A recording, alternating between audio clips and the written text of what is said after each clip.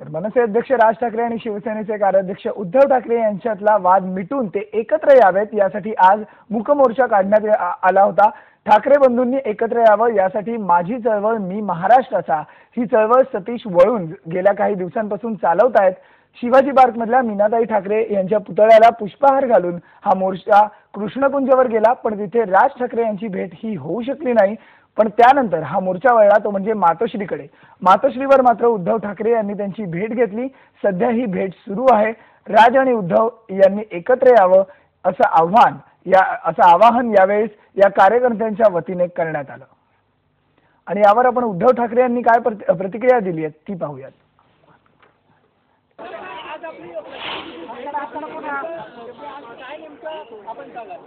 मी त्यांची भेट घेतली याचं कारण त्यांनी निघताना शिवतीर्थावरील महाच्या पुतळ्याला वंदन केलं, महाच्या पुतळ्याला हार घातला आणि ते निघाले। कशासाठी निघाले त्याच्याशी मला कर्तव्य नाहीये, परंतु माझ्या महाची जी शिकवण आहे ती घरी आलेल्याला हसतमुखानेच परत पाठवलं पाहिजे, त्याला भेटलं पाहिजे। घरात असल्यानंतर उद्धटपणा उर्मटपणाने त्याला परत पाठवणं ही काय माझ्या महाची शिकवणी नाही आणि आपली मराठी आणि हिंदू संस्कृती नाहीये। मी त्यांना हेच सांगितलेलं आहे की ज्या वेळेला शिवसेनेची स्थापना शिवसेना प्रमुखांनी केली त्याही वेळेला ते एकाकीच होते आणि 1966 साली जर शिवसेनेची स्थापना झाली नसती तर आज जो काही मराठी माणूस दिसतोय तो दिसलाच नसता।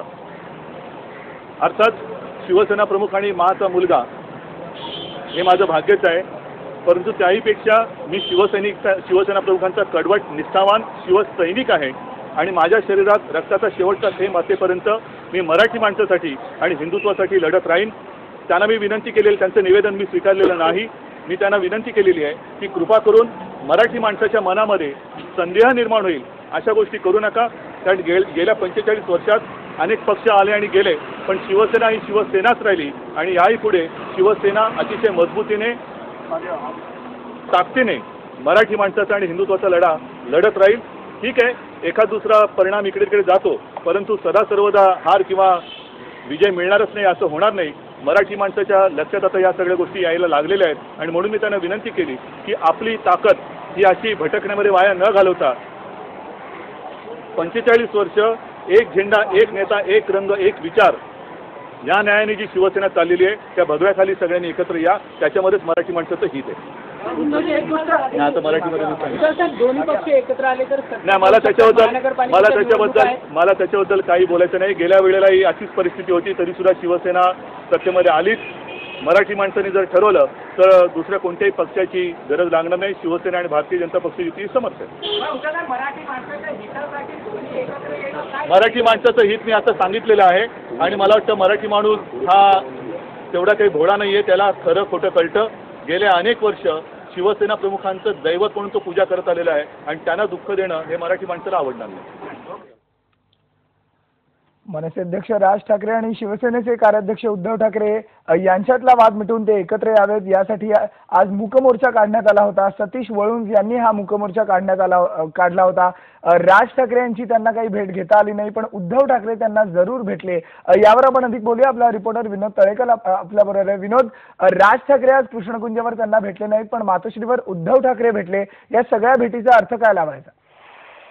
विनायक, जर या सगळ्या भेटीचा मुळात ही जी चळवळ आहे ही दोघांना एकत्र करण्यासाठीची चळवळ आहे आणि या चळवळीचा जो उद्देश होता तो उद्देश या दोघांना एकत्र आणण्यासाठी प्रयत्न करणे हा होता। यावर आपली भूमिका दोघांनी जवळपास स्पष्ट केलेली असं म्हणता येईल, कारण राज ठाकरे यांनी भेट नाकारली। त्यांच्या एका माणसाने खाली येऊन सांगितलं की साहेब घरात नाही आहेत आणि त्यानंतर हा मूक मोर्चा आहे तो मातोश्रीकडे आला। याचा अर्थ राज ठाकरेंना या चळवळीला किंवा या एकूणच हेतूला पाठिंबा नाही आहे त्यांचा। आणि हा जेव्हा मातोश्रीवर मोर्चा आला तेव्हा मातोश्रीवर आधी सूर्यकांत महाडिक, दगडू सकपाळ आणि अनिल परब यांचे शिष्टमंडळ येऊन या मोर्चेकऱ्यांना भेटलं, आंदोलकांना भेटलं आणि त्यानंतर उद्धव ठाकरे स्वतः मातोश्रीतून चालत बाहेर आले, यांना भेटले आणि त्यांनी आपल्या भावना या आंदोलकांजवळ कळवल्यात। दोघांचाही जर म्हटलं तर या चळवळीचा जो हेतू आहे त्या हेतूला पाठिंबा नाही आहे असं म्हणता येईल, पण उद्धव ठाकरेंनी या आंदोलकांची भेट घेतली आणि त्यांना तसं स्पष्ट सांगितलं। राज ठाकरे यांनी मात्र भेट टाळली। कदाचित ते घरी नाही आहेत असं जे सांगितलं आहे ते कदाचित खरं असेल, ते घरी नसतील म्हणून त्यांनी भेट नाकारली असेल, पण दोघांनीही या हेतूला पाठिंबा नाही आहे। जवळपास आपल्या कृतीतून आणि बोलण्यातून स्पष्ट केलेलं आहे. विनायक, पण विनोद, यानंतर सतीश वाळुंज यांची काय प्रतिक्रिया होती? राज ठाकरे भेटले नाहीत, पण उद्धव ठाकरे त्यांना भेटले. सतीश वाळुंज यांनी यावर समाधान व्यक्त केलंय. त्यांचं असं म्हणणं आहे की राज ठाकरेंनी भेट नाकारली जरी असली तरी त्यांच्या भूमिकेचा आम्ही सन्मान करतो आणि त्याचबरोबर शिवसेनेने भेट येऊन घेतली. शिवसेनेचे कार्याध्यक्ष भेटून गेले आणि त्यांनी आम्हाला त्यांची भूमिका सांगितली. या सगळ्याबद्दल त्यांनी समाधान व्यक्त केलंय. विनायक, बरोबर, पण यापुढे सतीश वाळुंज काय करणार आहेत त्याबद्दल त्यांनी काही सांगितलंय का? हे जे त्यांचं आंदोलन आहे, ही जी चळवळ आहे रादर, ती तशीच पुढे ठेवणार आहेत की इकडेच थांबवणार आहेत? विनायक, मुळात ही जेव्हा चळवळ किंवा हे जे आंदोलन त्यांनी सुरू केलं होतं त्यावेळेला त्यांनी सांगितलं होतं की ही लॉंग लास्टिंग किंवा शेवट पर्यंत चालणारी चळवळ नाही आहे. यात ही चळवळ जी आहे ती काही लिमिटेड मर्यादित कालावधीपर्यंत चालवली जाणार आहे. 2011 साली शिवाजी पार्कवर किंवा आता शिवाजी पार्कवर सभांना बंदी आहे, त्यामुळे दुसऱ्या कुठेतरी ठिकाणी एखादी सभा घेऊन या चळवळीचा समारोप करायचा आहे. आता मात्र या घडामोडी घडल्यानंतर या चळवळीचा काय पुढची योजना असेल ते पाहावं लागेल. सतीश वाळुंज यांनी आता पुढच्या योजना सांगितलेल्या नाही आहे, मात्र त्यांनी जेव्हा चळवळ सुरू केली होती त्यावेळेला सांगितलं होतं की 2011 साली ते या चळवळीचा समारोप करणार आहेत. आता यानंतर ते कोणती भूमिका घेतात हे पाहावं लागेल. विनायक, बरोबर, पण दोन्ही नेत्यांनी त्यांची भूमिका मात्र स्पष्ट केली आहे. धन्यवाद विनोद, या संपूर्ण एकूण माहिती संदर्भात.